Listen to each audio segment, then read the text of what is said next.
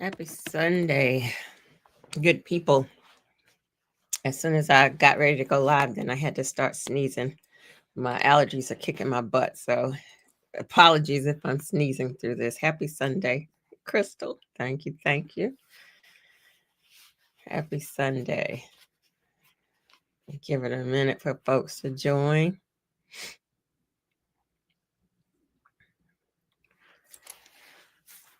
Happy Sunday. Happy Sunday. Thank you. Happy Sunday. All right, I'm trying out something new. So you'll see the chat playing through the video. So y'all be good over there in the chat.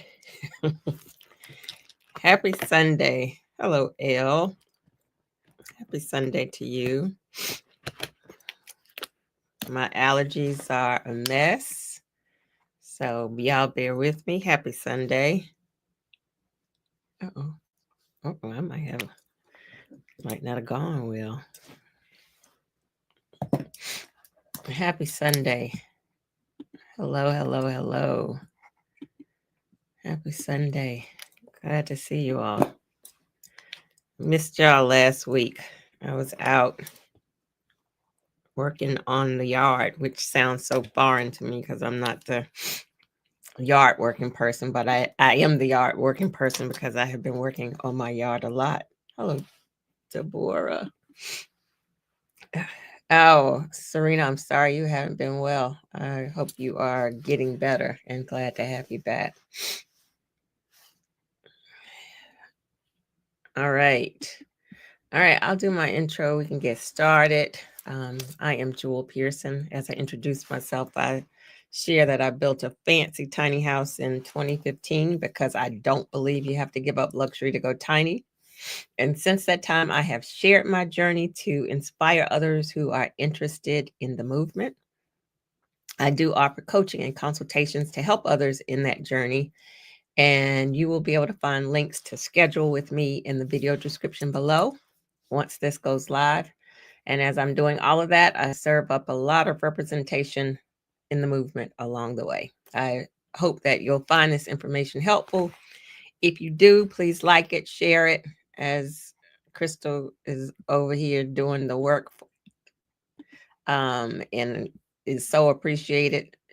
Like it, share it, subscribe to the channel so that you'll know when we are live over here and turn on the notifications. All right. Happy Sunday, good people. Apologies for the sniffling and possibly sneezing. My hi Audrey.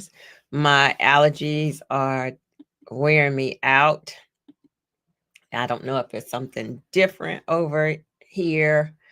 I'm on my 4th allergy medicine. Welcome, new person. So hoping that I get some relief. This last one seems to be working, even though I did have to have a series of sneezing before I could even go live. All right, so Sunday, I missed y'all last week. Hello, hello. This morning, this afternoon, we are talking about three things that you should stop doing right now if you are interested in buying, building a tiny house, if you are interested in creating a tiny house community. I got 3 things that I feel like folks should stop doing right this minute. And so that's what we're going to talk about today. And so the first thing that we're going to talk about is if you are interested in buying or building a tiny house, please stop buying, building tiny houses before you know the rules for tiny houses. I am seeing what I would probably say is an uptick in people who have a tiny house and then don't know where they can place it, and they're reaching out. Of course, they are, frustrated. They're scared. They've invested a lot of money in said tiny house, and they're mad because there are rules, and excuse me, especially And I'm talking tiny houses on wheels, tiny houses on foundation. You got to do some additional work to even get that built. You got to go through the permitting process. So I'm talking tiny houses on wheels. We see them all over the internet. You see them on YouTube. Everybody has a tiny house, but you don't always know the backstory of how they are placing, how and where they're placing their tiny houses. And I share all the time, the rules are different city to city, county to county. So you could be in one city, somebody you've seen the tiny house in said adjacent city, and you might assume that it is okay, accepted. It may not be. The rules are decided city by city and at the city and county level. So the first thing you need to know is the rules before you invest in building the tiny house, before you invest in buying the tiny house. And I've got quite a few videos that talk about the details of what you should be doing, what you should be asking. I'm not going to go into that in this conversation, but my first stop is do not build, do not buy a tiny house, but until you know the rules. And a statement that I will give you for that overall, if you determine that a tiny house on wheels is not legal in your area, but you decide that you are going to build it anyway, then my statement to you is, if you are not willing to live in an RV park, or if you're not willing to relocate to place your house in a tiny house community, because there are tiny house communities, but they aren't everywhere. If you're not willing to do that, then I would caution you, as the bottom line, not saying that's what you have to do, but what I'm saying is, if it's not legal in your area and you can't figure out how to make it work in that gray area, and I talk about the gray area all the time, where people have decided to live in a tiny house kind of under the radar. If you haven't figured out how to do that, and then sometimes even when you call yourself living in that gray area, sometimes you can get found out and you can be required to move. The folks can require you to move your house. They can go to the level of, if you don't move the house, they can go to the level of technically condemning it so that it is not livable. They have processes that they can follow to make it unlivable. One of the things, and I'm going to talk about this in just a minute, even if you have your own property, there are rules for said property that have to be followed as a property owner. You can't just say, this is my land and I want to do what I want to do with it. And I'm going to talk about that in just a minute. There are rules that have to be followed, especially if you want access to utilities. If you're going to need access to utilities for said tiny house, you are then going to have to involve the city or the county. And then that's when the shit is going to hit the fan. If you got said land and it's nobody knows what's going on, and you got enough private cover, there are already existing utilities, you've got access to utilities out there that you can connect to without involving the city and county. That is the gray area that I always talk about. Then by all means, do what you do. But if you don't have that scenario, if you also don't have the wherewithal, the tenacity, I know it's going to work out, the hustle, the drive, whatever you want to call it. If you don't have that to know you got to have a plan A, B, C, D, E, F, and G, then I am going to discourage you. And I always say tiny house living currently is not for the faint of heart, because it is not legal. Or if you don't live in one of those cities and counties, or on the West Coast where they're more friendly to tiny houses on wheels, if none of that is the case, then I am going to discourage you from tiny house living at this time. It is not for the faint of heart. No reason to be investing in something that you may not be able to take advantage of. And then you end up mad at the system when really it was on you to do that due diligence up front. So that's the first thing. I want folks to stop buying and building tiny houses for all of those reasons. If you're not, if this statement, it's not legal in my area, and if I can't figure this out, I am willing to live in an RV park, or I'm willing to relocate to a tiny house community. If those statements aren't applicable to you, I am going to say, please stop buying and building tiny houses and not understanding the rules up front. And so the second thing, which is kind of a segue from that conversation, and I saw someone say they wanted to build a tiny house community. My second thing I'm going to say is very similar to the first thing. Please stop buying land without understanding how it's zoned and the rules for the zoning for that land. If you're intending to build a tiny house community, please stop buying the land and then finding out afterward how it's zoned and what the rules are for that zoning. Just like with tiny houses on wheels, folks are getting stuck with land, and stuck being the operable word. The intent is to build a tiny house community, but they haven't done the upfront work to see what the rules are for that zoning for that particular piece of land. This all comes down to what my favorite thing I'll speak to is due diligence. It requires due diligence. Again, I've got a couple of videos that talk about how you go about asking those questions. I always say you don't necessarily have to tell all your business up front. Do some research, ask some questions, so that you can get the information that you need. But do the due diligence before, just like what I say with the tiny house, before you invest that money in a tiny house. Tiny houses aren't cheap. Before you invest that money in the land, do the due diligence, do the work. You will need, hi Kitty, good to see you too. You will need the city, and especially if it's a raw piece of land, you will need the city, the county, the utilities to get access to the utilities.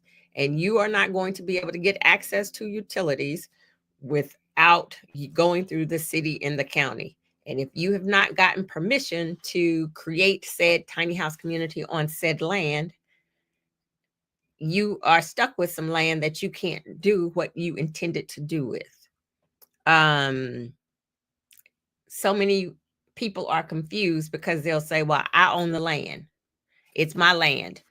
It technically that sounds right. It's your land. You should be able to do what you want to do with said land. But for most areas, now there are some, unincorporated areas, some areas that don't have a lot of zoning rules. That's a different scenario. I don't know how that works. I haven't dealt with that.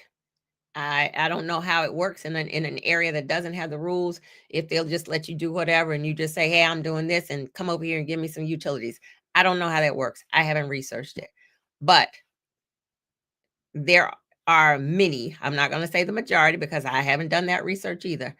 There are a number of cities and counties that require you that have zoning, building code, enforcement, building code rules, and they require you to follow those rules. It does not mean you can just do whatever because you own said land. You're going to need the city, the county permission to access utilities. I've also shared that in doing the due diligence and doing the research, you can figure out, I'd like to create a tiny house community here. This land is not zoned for that. I'd like to see if I could petition the city, the county to allow me to do said thing.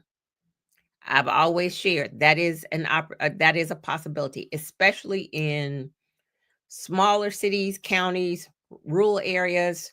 If you talk to them about what's in it for them, the with them, what is in it for them, talking to them about how creating this tiny house community, people are going to bring their houses, they're going to bring their income, it's going to be money for the city because they're going to be using utilities, they're going to be shopping in the area. They aren't here to take jobs, they work from home, so they're just going to be bringing their monies over. um that that's an approach to having this conversation. What is that saying? You win, you win more something with honey. Y'all know what I'm saying, what I meant to say. Somebody will tell me how that saying goes. I can't think of it right now. Going in with a presentation to say, I'm really interested in said land. This is what I'd like to do. And I'd like to have that conversation with you all. Starting off on a good foot, I'd like to partner with you all. I've also shared that, and I see somebody asking, I live in South Carolina. Who do I talk to see about a community? So the rules are made at the city and county level. So whatever city, whatever county you intend to build this community in, that's who you're going to talk to. Zoning, building code enforcement in said city, in said county. Most cities and counties have websites that will identify who the person is. That's who you're going to talk to. You're going to talk to those people in that city or in that county. Thank y'all. I knew y'all were going to tell me catch more flies with honey instead of vinegar. That's exactly what I was trying to say. I knew y'all were going to tell me. Thank you.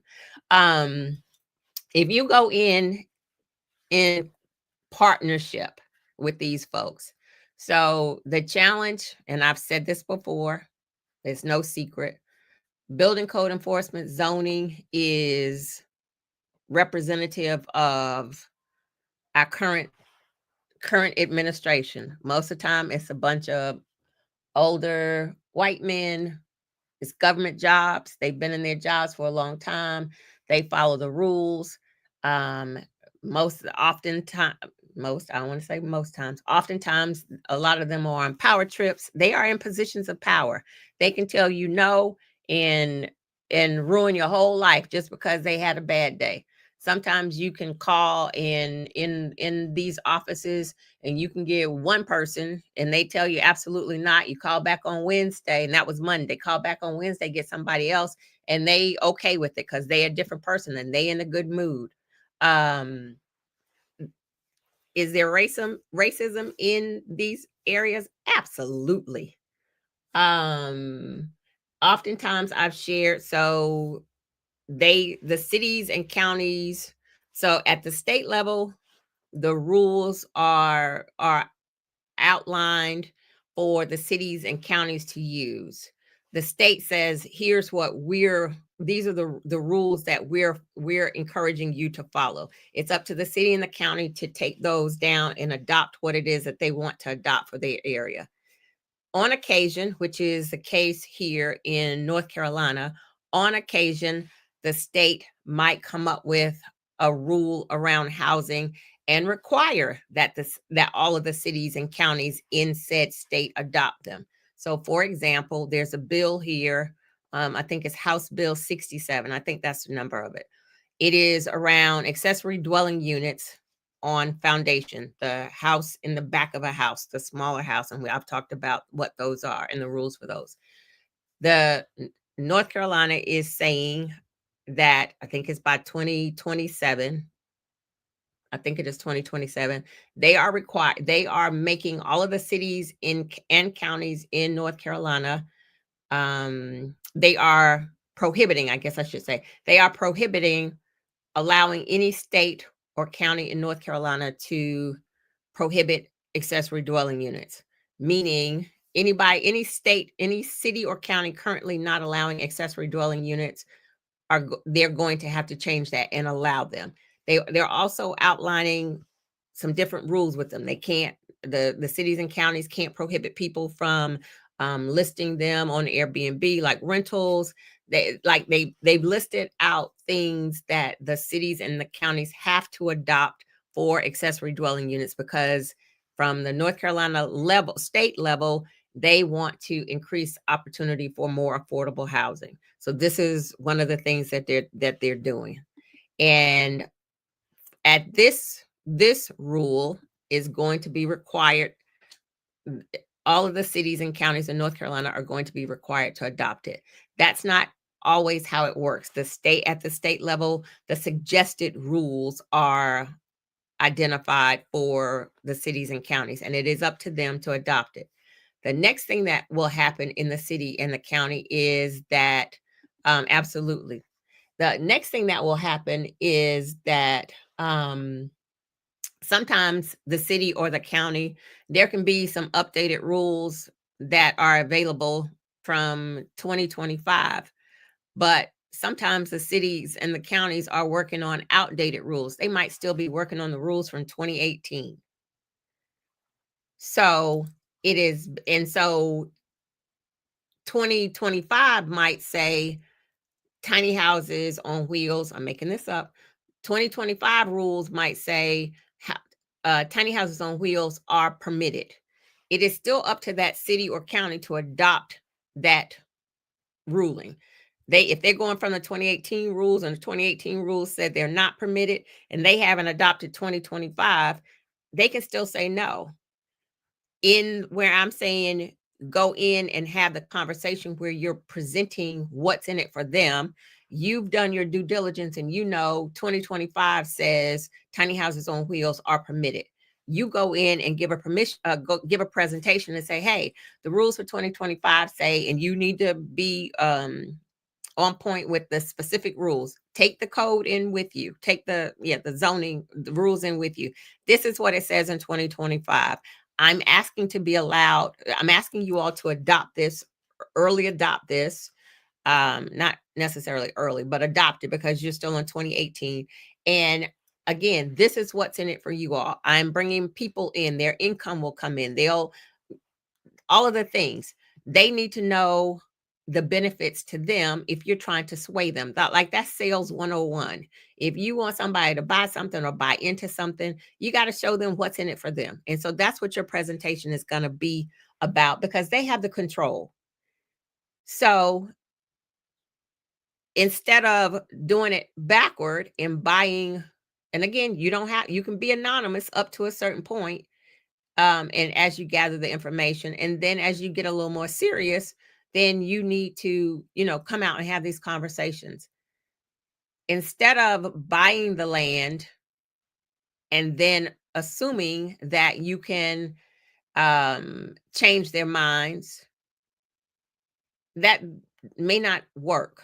And so the due diligence, the smarter thing to do would be to work that in reverse, so that you're not stuck with a piece of property. Or if I go back to my first, please stop doing this, you're not stuck with a tiny house that you can't do anything with because they're telling you no.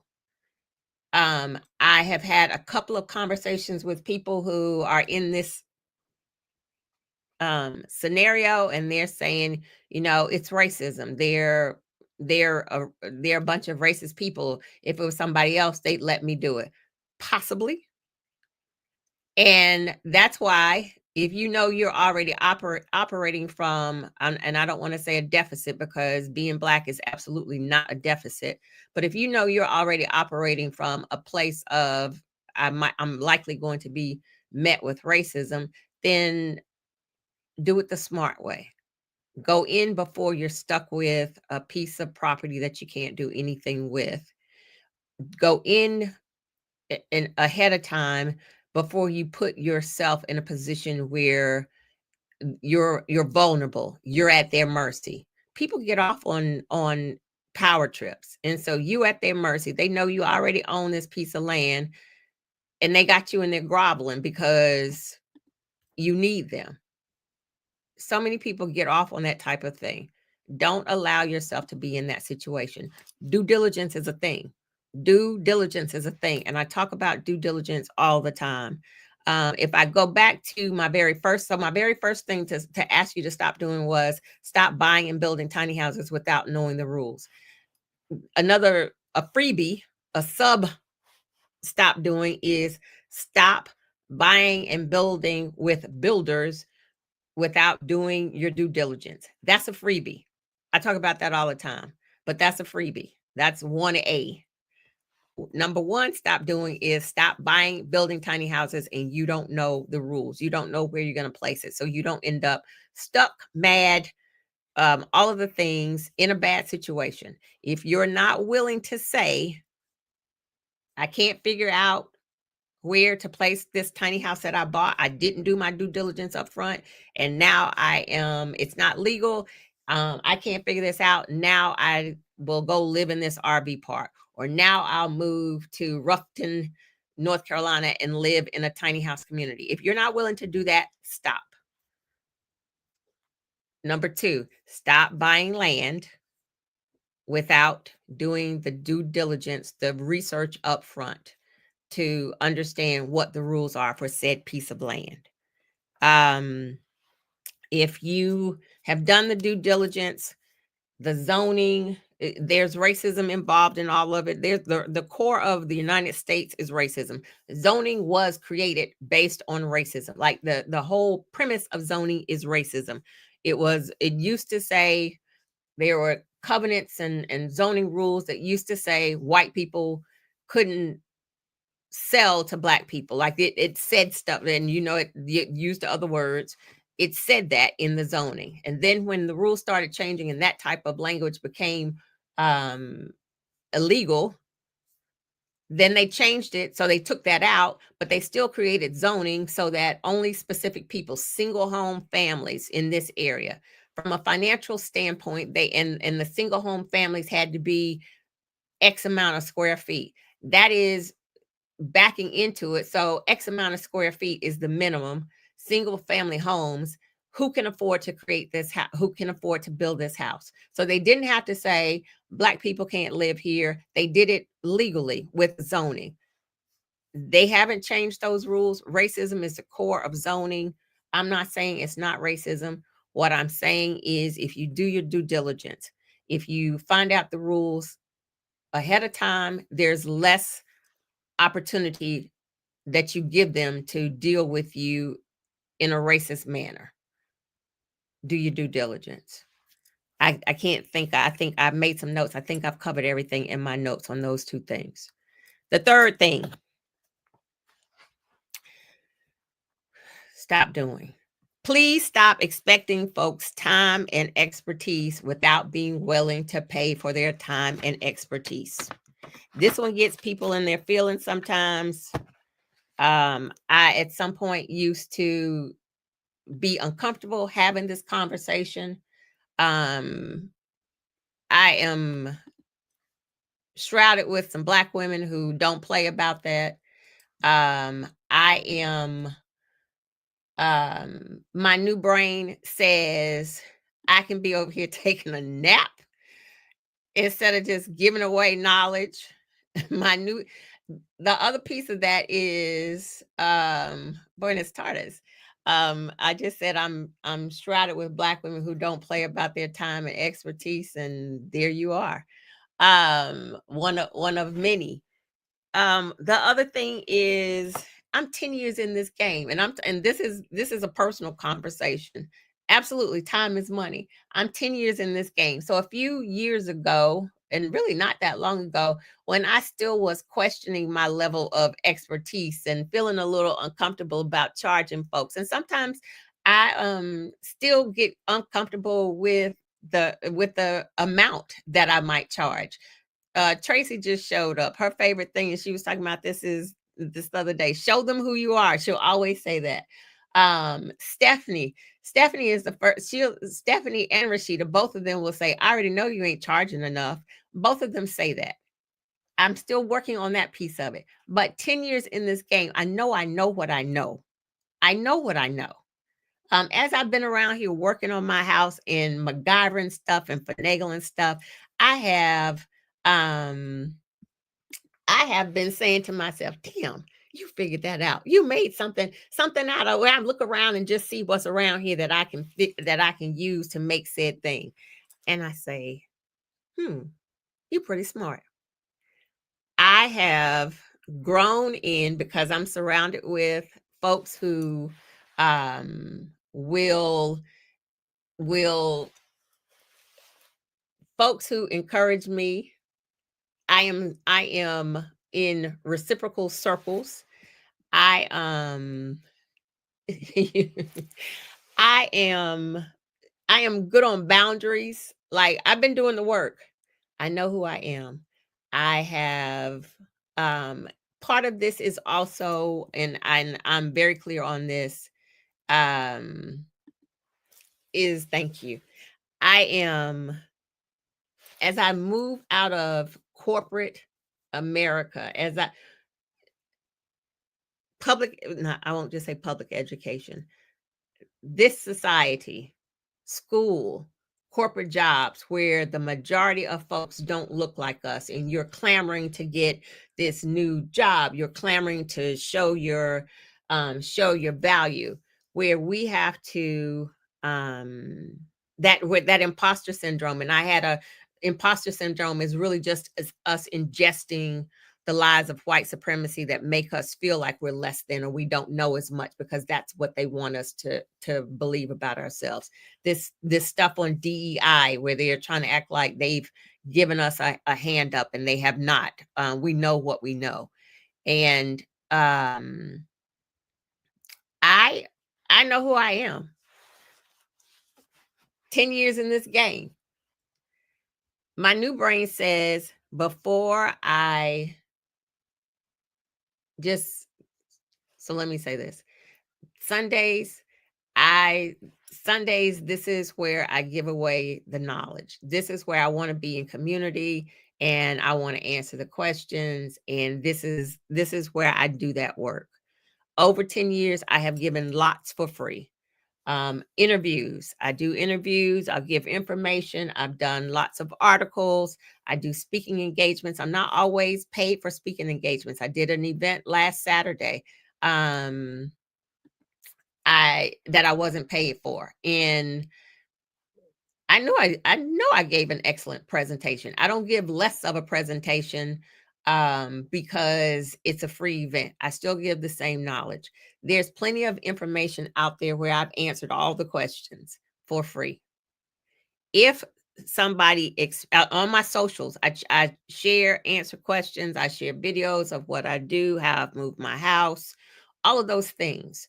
I share information specifically for our community that I know is not being addressed in other spaces, because if I don't do it, who else is gonna do it?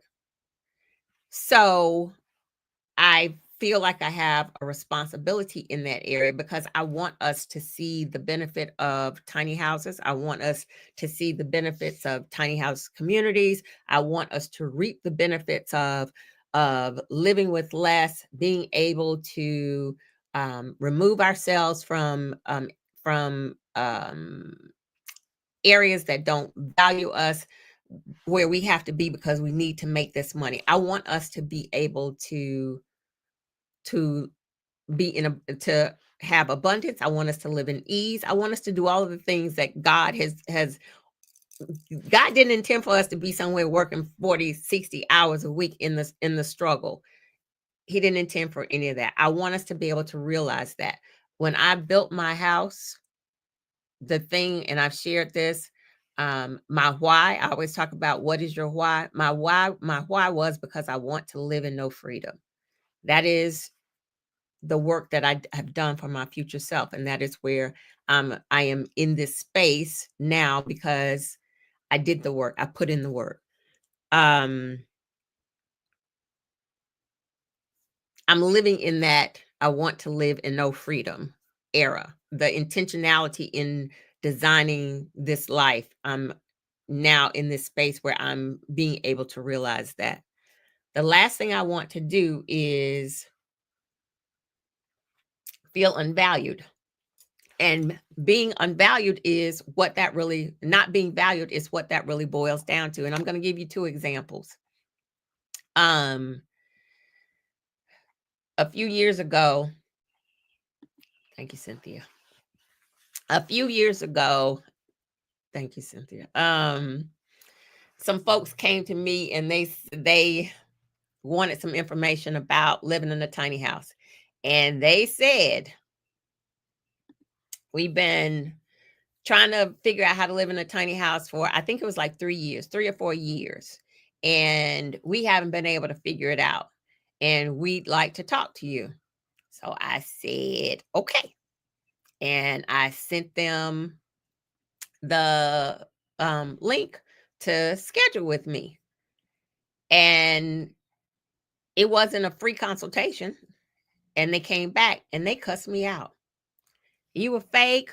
You a fake Black person. You should be trying to help us. There's plenty of information out here on the internet. You trying to charge for information.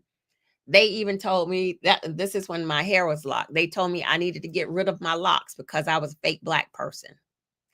And my thought was, listen, you told me you've been trying for 3 years. You told me you've been trying to get the information. You've been, Googling and haven't been able to do it. I live in my house. I live in my house. I am the lived application of this. I don't owe it to you to give you free information. I don't owe, as much as I feel a responsibility for our community because I want us to get this, I don't owe our community anything. I want us to have it, but I don't owe our community anything.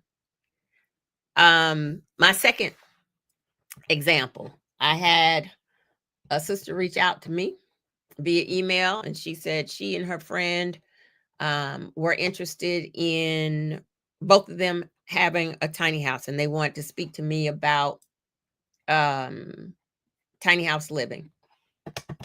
And I didn't immediately respond because I was doing something. I've been in the 6-month grind of trying to put my house back together, so I didn't immediately respond. And she came back and she said, "Hey, you haven't responded to my message. We want to get together with you and let me know. I can send a Zoom link so we can chat." And so I responded and I said, sorry, I didn't get to respond to it first. I said, here's my link. I said, I'm happy to consult with you all to help you. She actually said, we want to live in a fabulous tiny house or something like that, just like you. And I said, I am happy to help you all with that. I said, here's my link to schedule with me. And I ain't hear nothing back from them. And Crystal, I just saw you say the same thing. I ain't hear nothing back from them. Now, I'm telling you, they had emailed like, hey, I emailed you. She said last week, I emailed you last week. You didn't respond. We're trying to get in touch with you. So I didn't hear anything after I sent the link. And so I then reached out and I was like, hey, I'm trying to make sure you got the email. Let me know if you can't find some time that works for your schedule. And absolutely. And I said, and if it's the charge, because I know sometimes that's it. If it's the charge, I gave her the things that I do for free. I'm on YouTube. I said, I've got a whole series, What's Your Question, where I put in the work to talk through different scenarios of tiny house living. So somebody can start from the beginning and go through all the things. I'm here on Sundays. As I see questions in the chat, even if it's not what I'm talking about, I'll try to answer those questions. I've got articles. I've got all the things. These are the free things. But for my one-on-one time, there is a cost. And you should expect to pay a cost for somebody's one-on-one time. Serena just said it, that somebody else is going to charge you. Why expect it from me for free? If you see an electrician online who just wired up a house and you need your house wired, you ain't getting ready to reach out to him and say, yo, bro, I saw you just wired up your house. Can you come over here to 1245 and wire up my house? You ain't getting ready to do that. You see somebody, an interior designer on the socials, and you like their, thank you like the way they just design their house. You're not going to reach out to them and say, hey, when you finish, can you come over my house, and expect that they just going to come over your house. You're expecting to pay them folks. I know what I know, and I charge for what I know. The thing about it is, people first of all, one thing I'll say, and I'm very proud of this, so I hope y'all don't think I'm bragging, but I am in a way. I give more than here's the outline of what you get in this session. I give more than that. I'm a giver. I give more than that. People who have invested and it is an investment, is the way I see it. You invest in me, I'm investing in you. People who have invested in my time, who see the value of my time and my knowledge, will tell you they got a whole lot more than they expected in said session. And then the other thing about that is, people who have invested in me because they see the value of what I'm bringing, the knowledge that I have, they will still email me and say, hey, blah, blah, blah, and blah, blah, blah. And I'll answer that because we now have a connection. Some of them have my telephone number, and they'll reach out and say, blah, blah, blah. And I'll answer said question. If it's something that needs some additional conversation that's outside of just this quick answer or a couple of sentences, then I will say, okay, yes, let's talk about it. But that's another session. And can have a conversation about how much I am going to charge for that additional session or that additional work or whatever it is. But they've invested in me upfront. And so I'm investing in them because now we have a connection. I'm not just about the dollar, like every time you want to talk to me, cha-ching. That's not how I operate. That's not, that's the, by now, y'all know that's not how I get down. They have almost lifetime access to me. It's just not always free, but all of them will tell you, if they reach out and ask me a question, I am going to answer said question. I'm going to say, and if it's something that needs some additional funding, it's going to be more time, it is outside of just something basic, I'm going to say that too. And most of the times they are willing to do that as well. That is reciprocal relationships. That is you seeing the value in me seeing the value in you've invested in me. And so now I want to support you. I want us all to win, but I don't want us all to win at my expense, that I'm just supposed to be out here giving all the things away for free. I give a lot of information away for free. But if you want my one-on-one time, then that's not free. I just, like somebody said, that's how we eat. That is how I am really trying to navigate into making this sustainable. And it ain't gonna be sustainable if I'm always over here giving away shit for free. And I don't intend to do that. For the folks, like, and so that my example of the sister who reached out to me, I also felt some type of way. Like, you've emailed me twice to say, hey, you can't get in touch with me. I felt like the courteous thing to do, which is what I would have done, but I also know I operate in some different ways. I would have said, hey, sis, it's not in our budget right now. First of all, it was 2 people. You want me to tell 2 people. So whatever fee I'm charging, both of y'all can split it. Is my business. Is the way I'm thinking. But okay, I ain't trying to be in y'all's business. But since you've emailed me twice to say, hey, I'm trying to get in touch with you and you're not responding, I felt like you could respond and say, especially after I emailed you, to say, hey, did you get my email? Yes, I got it. It's not something that we can afford to do right now. We're going to look at the free stuff. Something like that. Something like that is showing value in, you've been kind of hounding me. So now I've sent you the information and you just going to ghost me. You're just going to be radio silent. Recognizing value in people. Reciprocity is a whole thing. Boundaries are a whole thing. And I'm clear on my boundaries right now. I can be over here. I keep telling y'all about being quiet so I can listen. I can be over here being quiet, listening.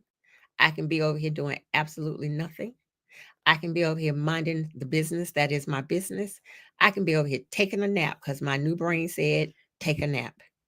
Um, Before I will feel unvalued. Is unvalued the right word? Not valued. And so that's all I have to say about that. I think I've said enough. Um, Stop buying, building tiny houses, and you don't have a plan for how and where you're going to live in it, and doing it backward. Don't do that. Stop buying land and then trying to back into building a tiny house community. Due diligence is required upfront. It's not always, it's no sense in being mad. It's no sense in saying it's racism. We already know all of that is baked into it. But if you do your work up front, there's less opportunity for you to have to get mad. There's less opportunity for it to be uh, for them to come at you from a racist perspective. And then my last thing is pay folks for their time and knowledge. Pay folks for their time and knowledge. If we are in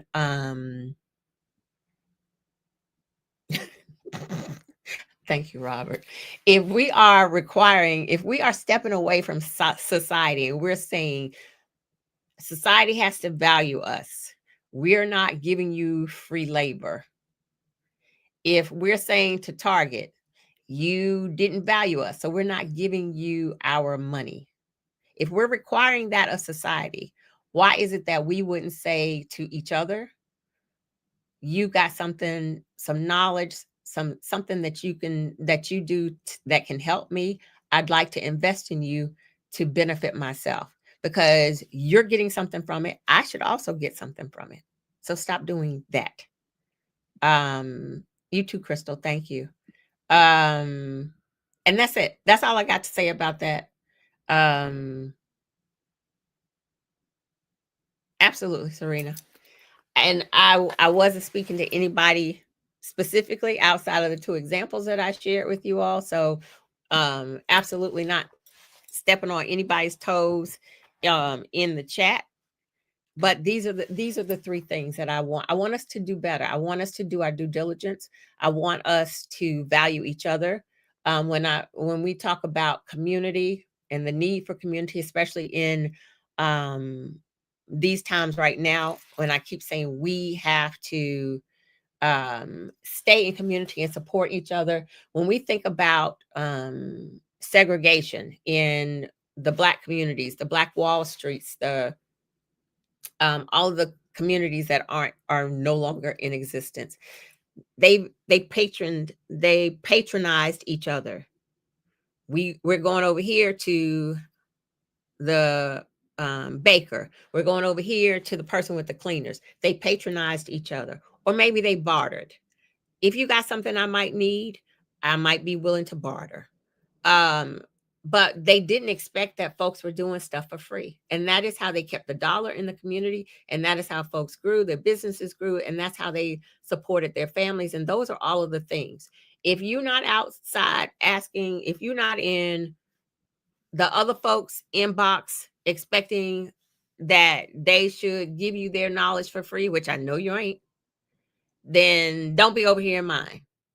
One of the things when I first started doing this work and I first started hosting my workshops, as I was fighting the folks for us to be included in their conversations, I knew they were selling their plans to us. I knew they were selling their workshops to us, but they weren't including in their conversations the differences in our experience. They weren't able to talk to the fact that you might run into racism in an RV park as you try to place your house there.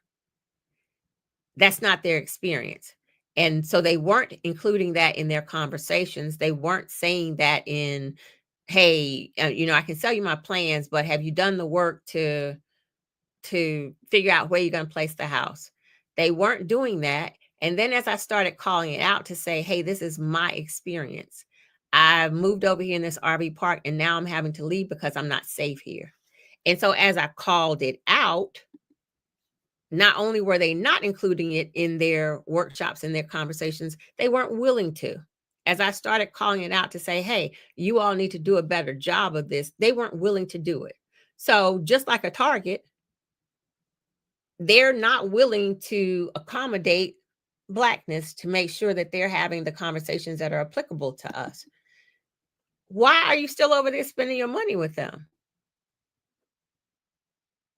Why are you and what I found is I also tried to price my work and my workshops so that I knew our community could afford it. I knew they were selling their things for a whole lot more than I was, but I again wanted to make it accessible to us. But folks will sometimes feel like I'll go over here with this person because um as we I can't think of my I word. As we it's not inhale. As we ingest is the best word I got right now. It's another word. The lie of white supremacy tells us that they know more than we know.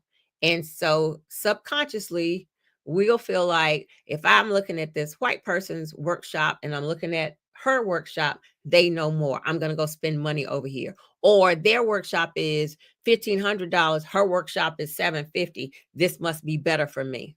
That's not always the case. And they don't know more just because they're a white person. They also can't speak to your specific experience. But oftentimes, because we have taken in, we do the work of white supremacy for them, the lie of white supremacy for them, because we have internalized, that was the word I was trying to think of, because we have internalized racism, we do the work for them against each other. Stop. Let's stop. Let's just stop. That's all I got for y'all today. Um, Let me see. Thank you for joining Patreon. So Patreon is another space. So this is the free space. Patreon is a fee space, but we are in conversation over there. We have a monthly community conversation. We have book club. We are actually meeting this Wednesday. We didn't meet last Wednesday. People had conflicts. We are meeting this Wednesday for book club. We are reading Christine's book, The Afro Minimalist Guide to Living with Less. That's what we're reading. If you just joined Patreon and you joined at the level that gets you access to book club, there is a list in there that shows you where we are and what we're covering on Wednesday if you want to catch up. Thank you. So join us on Wednesday. Thank you, Devorah. I will be on Devorah's channel, which I'll be sharing on Friday, right?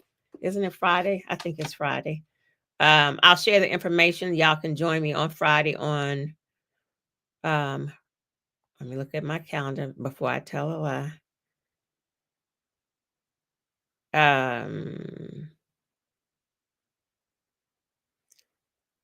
Nope. No, it's not on Friday. Maybe it's on Thursday. I told a lie. I'm on her channel on Thursday. Empowered for Change. I'll share the information. Thank you. I just need to look at my calendar. I am on her channel on Thursday, so y'all jump over there for that conversation. We support each other. I will be sharing. As I said, my why for tiny house living is because I want to live in no freedom. And I am in this space of actualization, realization of that planning. Thank you. Same to you. Of that planning and being able to enjoy the work. Thank you, Queen. The work that I have invested in my house, in myself, in this the intentionality of this lifestyle. I want that for all of us. But I also want us to value each other and take care of each other. And that's really important. That's where I am. So I am not staying on all day with y'all. I thank y'all for joining me on Sunday. Hi, Catherine. Welcome. Um, I appreciate y'all being here. I hope everybody has, it's a long holiday weekend, so I hope that you all are um, somewhere enjoying family, friends, the spaces that make you happy. If it's not family and friends, I don't want you to be there. Enjoying your time, relaxing, doing all the things. I actually am going to look at some plants because I'm going to put some plants in the front yard and take a nap and watch some TV because that's where I am right now, and that's my happy space. So thank y'all for participating. Thank you all for showing up on Sundays. I did miss y'all last Sunday. I was outside trimming some trees with my neighbor. That's who I am right now. And sometimes they're like, I don't even know who you are. What are you doing? Working in the yard, doing all these things. But that is the space of living and knowing freedom that I'm in right now. So I am appreciating that. Jeanette is asking, when is the event in DC? I saw somebody ask me, was I going to be at the HUD thing? So I just had a conversation. All right. Um, I did have hey Arnell, I did have a conversation with the event that we're hosting for Keisha Meller and I are in conversations for an event the first event will kick off in DC. It is going to be like a combo retreat, tiny house workshops type thing, 2.5. I guess you could call it a 2-day. Come in Friday evening, all day Saturday, half day Sunday is what we're looking at. We were in conversation we were considering September. The venue has suggested, thank you. The venue has suggested that we actually move into 2026. DC is dealing with the new administration, folks who you need to talk to for like permits, because I also want to have a tiny, so this venue is in downtown DC. I would like to have a tiny house or two at the venue if possible, which would require closing off the street, permits and things. And right now, they've shared that dealing with the city is more of a challenge because things are just in um, turmoil, might be a little stronger word than I intended, in trying to navigate government entities to get things done. They also have that stupid military parade that's planned, and so the program director indicated that things are a little challenging right now. So spring 2026 is the suggestion, which works for me, gives me time to, like, I'm very confident. I know the plan for it, but this gives us a little more time to plan it out, gives folks a little more time to save their coins for the event, for us to advertise it. So I'm looking forward to that. I might do some, I have been in place for a bit. I might do some meetups, travel around. So that might be something that I do in the interim until I get this event ready. So stay tuned on that. Those are all to-dos. And I'll share, thank you. I will share that information when I have that information. So thank y'all. Patreon folks, they are trying to break that. Oh yeah. Patreon folks, I will see you on Wednesday. Well, DC ain't that far from Virginia. So Jeanette, you can come on to DC. I really want the first session. Eaton House in DC it's not just a hotel, it's not just a venue. They have a social responsibility component that is big, and it's so much of, just like I say, it's more than just the tiny house. That venue is more than just a hotel, and so that is really where I want to kick this thing off, just because of the synergies. I feel like that is the place to get this going for the way that I envision it. And so I am stuck on that. And Keisha, in our meeting, it was her first time being introduced to it, and so it for her, she was like, I see why you're trying to kick this off there at the venue, because it is the partnership for this will just be amazing. And so that's where I'm focused on. And then after that, we'll see where we can go. It's going to be per accessibility where folks are going to come join, because numbers are a thing for events. So we'll figure it out. All right. Robert asked me so since I moved my house, I had to leave the cats. So the cats were at my last location. So I don't have any cats here. There are 3 cats that have been circling the house that set off my Ring camera all night long. But um I'm not interacting with them, because the other cats taught me that they will turn my mulch into a litter box. And I just put down all this mulch, and I don't want to get myself in trouble playing around with these cats. So I'm having to be antisocial so that I can preserve my mulch. So I feel a little bad, but it is what it is. So I do miss my friends out at the last location and think about them often, but I don't have them here. All right, good people. I am going to get off now. I appreciate you all saying that you will be where I am. And I look forward to connecting with you all. Have a great Sunday. Thank you, Crystal. Have a great Sunday. Take care, everybody. Be safe. Be in community. Look out for everybody, each other. Take care of yourselves. We'll talk soon.